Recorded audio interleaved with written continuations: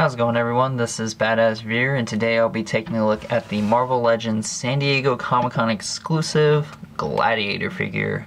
This is obviously from the Thanos Imperative box set. Pretty cool figure. I know a lot of people have been really wanting this guy. I saw this guy a lot when he was a Marvel Universe figure. I always thought he was probably kind of a lame character because nobody wanted him, so I guess when they made this figure, it was kind of like, why? Like, why? What's so special about this guy? I mean, he's in the Guardians of the Galaxy comics, and I guess that's cool, I guess. I don't know a whole lot about this guy.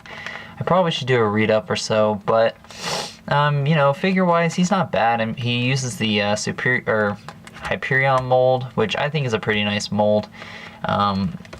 Like, some people complain that the chest and how the neck sits back is a little weird, which I do agree, but still, I mean, for a like medium size like buck, I think it's pretty nice. So pretty good looking. I guess we'll take a look at the details real fast.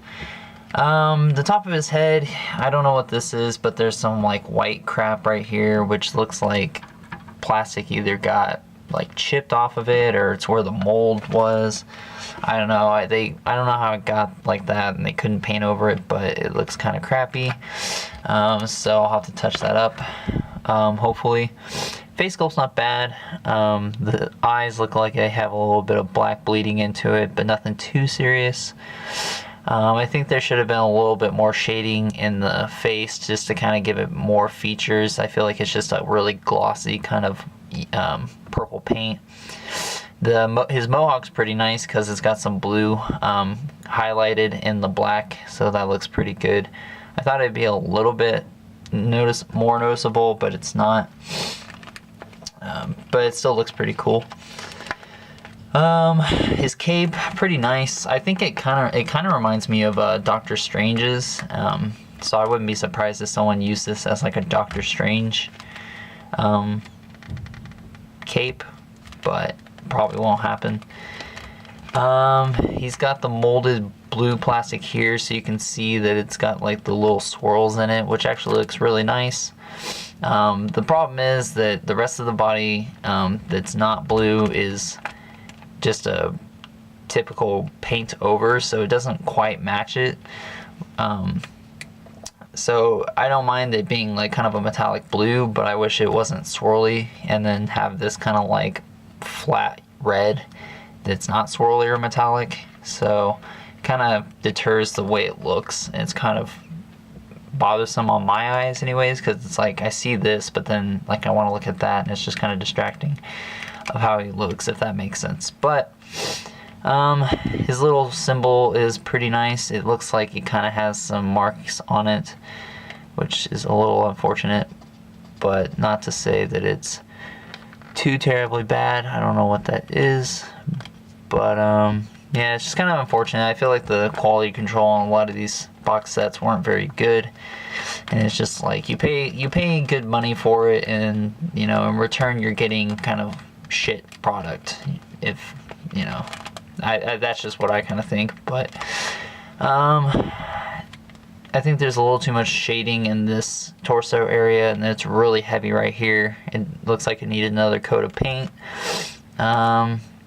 The paint, like, there's no shading on his crotch area, so you got this kind of like darker red, then it's kind of like a molded red plastic that's just kind of more bright than everything else, and then more dark plastic. So, and then like they shaded pretty hard on the thighs. Didn't shade anywhere over here, but they shaded over there, and then like they shaded all up in this area, but nowhere else. So the shading's not very consistent, nor does it look very good.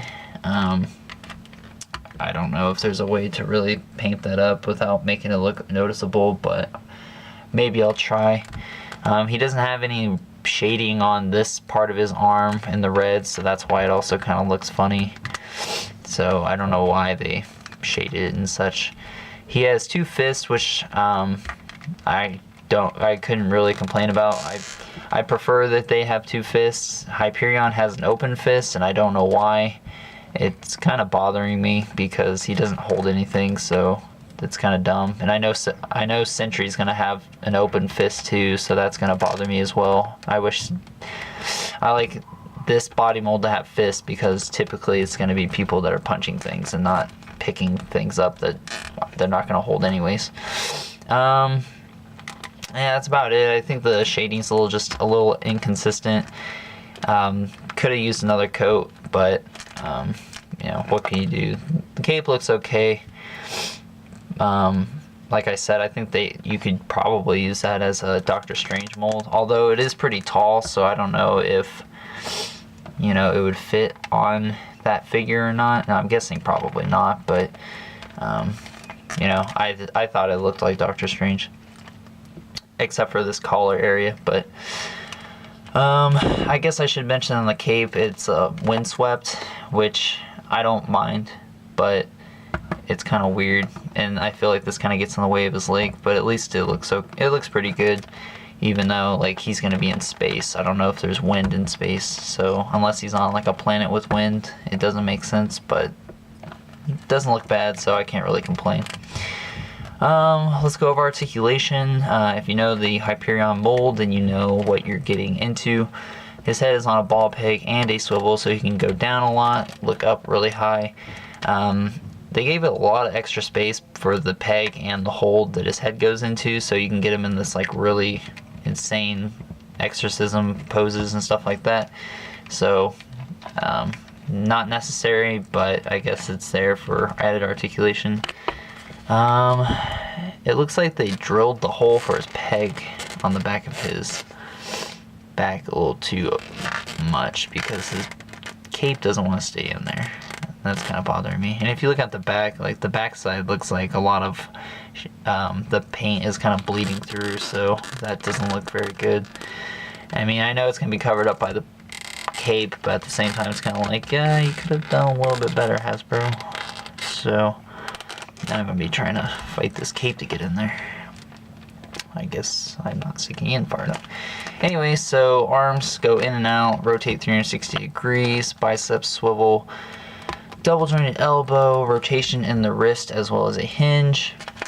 He's got an ab crunch, which is very nice except for up here when you go too far. Waist swivel, legs go forward and back, in and out, rotates at the upper part of the thigh, double jointed knees, rotation at the boot, hinge in the foot, and an ankle pivot. His legs feel a little loose too. I mean, they've kind of moved too easily for me.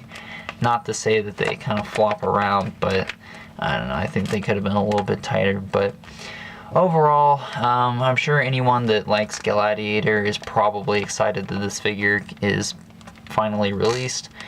I don't know him too much. I know he's in the Guardians of the Galaxy comics currently, or whichever current version of Guardians is going on that I saw last, and he was fighting Drax. But other than that, I don't really know too much about him. He's an okay figure, pretty decent. I feel like so far this wave was just kind of decent, which is kind of unfortunate because it's a San Diego Comic-Con exclusive. It should be, you know, great, not decent. But oh well. Anyways, that's my review, guys. Hopefully you enjoyed it. Check out my other reviews of the box set and my next upcoming reviews, and I will talk to you guys later.